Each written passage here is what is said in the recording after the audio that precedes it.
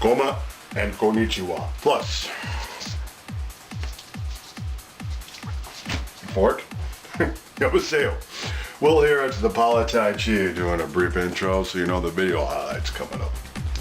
Talking briefly and concisely about, oh no. Now I take this from a couple different sources. This was all the location there on site, live from their set, as it were. But this tariff battle going on in terms of like trying to reformulate, I guess would be, you know, you take your pick of renegotiate, reformulate economics, not just with China. Here's my question. Because this is an EU thing, and bourbon, of course, a la Jim Beam, and a little bit of the Jack, so forth, Wild Turkey. That's definitely an American product through and through. But I'm sorry, I'm not anti-American by any means. You saw the intro and you see the background. But yeah, I like a little bourbon when I'm doing my college sports routine. But at social gatherings, I'll go with a Glenlivet or Glenfiddich. And so it's just a matter of personal taste. And so, do they really import that much American bourbon, or was that just a slight? Because let's face it, a lot of Europeans, they're a bunch of snobs. I took French for 6 years. I did translation services in ways I'm not going to get into. Because of that knowledge of French, you see what's going on in France, and you see like a 2-year Brexit deal. Can you imagine if Congress worked like that, took 2 years to do things? Oh, that's right. They can't get like things done they've been talking about for decades. And so it's a dysfunction of government on many levels. So the particular distillery which provides the backdrop to all of this, again, taken from various sources, but the same location, is this locale. And apparently this guy worked with Patton. He looks like, he looks every bit as tough as General Patton did, right? So that's kind of cool. I will just say this in closing. What is it about, why is there no kick-ass American bourbon or whiskey coming out of Idaho or New Mexico? Why is it always Kentucky or Tennessee? I'm just saying. All right, thanks for watching. No silly DUIs while you're out there. It's been a catchphrase from day one on this channel, the parent channel, the OMSR, the POLIT'AI CHI is a part of. Oh boy, that seems fitting now. Okay, roll. For picking that story. It sure is. We had all of that coming up this morning. But first, this is also right in your wheelhouse. Tariffs are hitting American bourbon industry and companies. Jeff Flock is in Louisville, Kentucky this morning with that story. Over to you, Jeff. It doesn't get much more American than this, Maria. I'm surrounded by 2,000 barrels of fine Kentucky whiskey. This is both bourbon and rye. This is the Kentucky Peerless Distilling Company, and so American that it was targeted by the European Union with a tariff of 25% on top of the original tariff. That took place in June, and I've got Cordell Lawrence, who is the head of global strategy. You actually shipped 0 barrels to Europe since the tariffs, is that right? That's exactly correct. And you had planned to ship how many? We've got the numbers, I think, on the screen.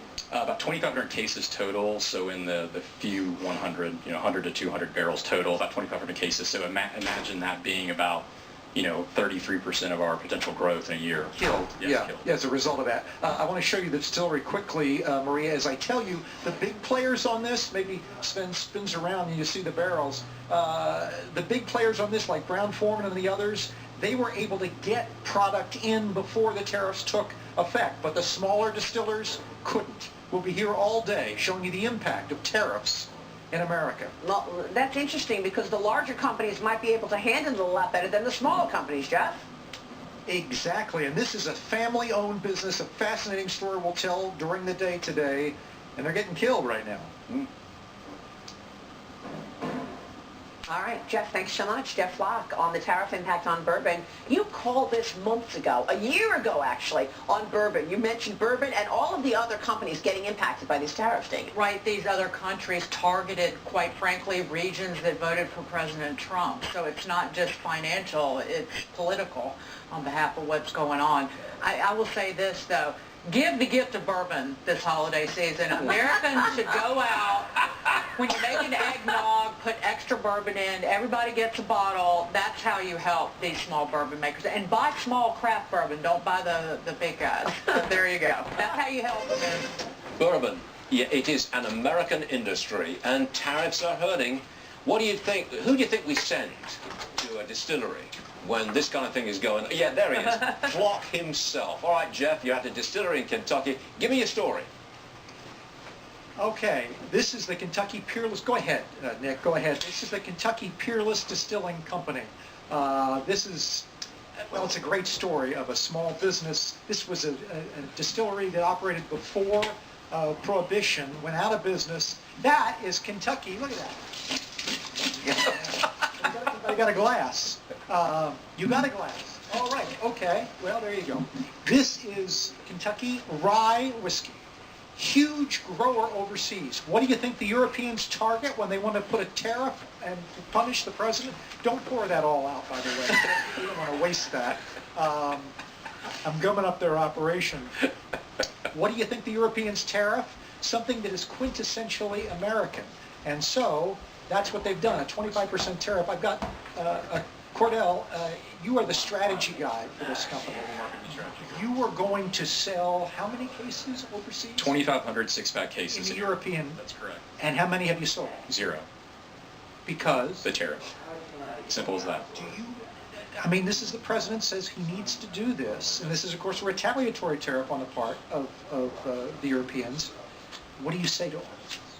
Well, I think it's time for cooler heads to prevail, and for the president and the administration to put Americans back to work. And we're building a business from the ground up here, and you can see the growth we've had in the U.S. We're now in 35 states. We won #1 rye, #1 craft whiskey in the world last year by Whiskey Advocate, and now it's time to allow us to grow overseas.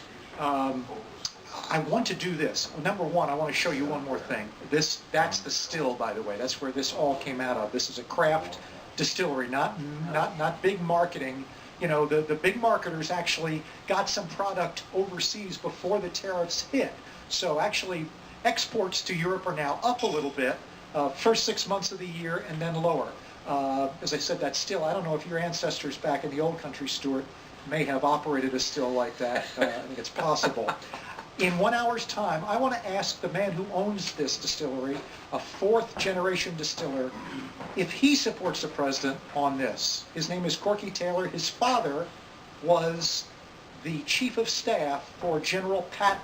He is a formidable character. I want to try to get his opinion in 1 hour's time, if we haven't had too much. Yeah, you're allowed to drink, but off camera. You're not allowed to do it on camera. So now we'll close him out. It'll only take be a his little tasting. sip, but away you go. Okay, Jeff, we'll be back to you. Thanks to the bourbon industry, all American, feeling the pain from tariffs placed there by the Europeans. Jeff Flock, he's at the Peerless Distillery in Louisville, Kentucky. All right, spell it out. How are European tariffs affecting this American industry? 2,000 barrels of Kentucky whiskey, both bourbon and rye, I'm surrounded by. They intended to sell a number of these barrels in Europe, but the Europeans targeted Americana, like bourbon. So I asked the CEO of the company, this is the 4th generation, this is Henry Craver, this is your great-grandfather, who was a founder of Kentucky Peerless Distilling, went out of business after the Prohibition. Prohibition. You reinvigorated this business. I did, yes. You invested a lot of your money in it. I did. Now we got tariffs. Put the numbers up. Stuart, if you would you put the numbers up? You were supposed to sell 2,500 cases. 2,500 cases to Europe. And how many have you sold? 0. We just can't absorb the 25% tariff. Okay, now I got to ask you, hard question. Are you mad at the president over this? I'm not. I think it has to be equalized. I think it'll be negotiated out. I think they not only affected the bourbon industry in Kentucky, but they went after Levi's, they went after Harley Davidson. So it was pure Americana. Pure Americana, that's what it was. So it'll be worked out. It's just taken a little bit longer than we want it to take, but it's going to be worked out. This is Corky Taylor, who is, well, you're quite a guy, and over your shoulder is quite a guy. I'm going to leave you with this picture, Stuart. That is your father. That's my father, correct? He was General George S. Patton's chief of staff in World War II. He was, yes. He started in 1943, and then he ended the war with General Patton. Proud of him. So I grew up an Army brat. Wasn't all bad. It was great growing up. Talk about a real piece of Americana on the Bourbon Trail here in Kentucky. Jeff, please tell they're waiting for you here, Stuart. Please tell the good gentleman there that we're proud to have him on this show. It's a great honor. Thank you very much, sir. Good stuff. I will convey that, sir. Please do. Thank you. That's Bourbon for you. All American. Exactly.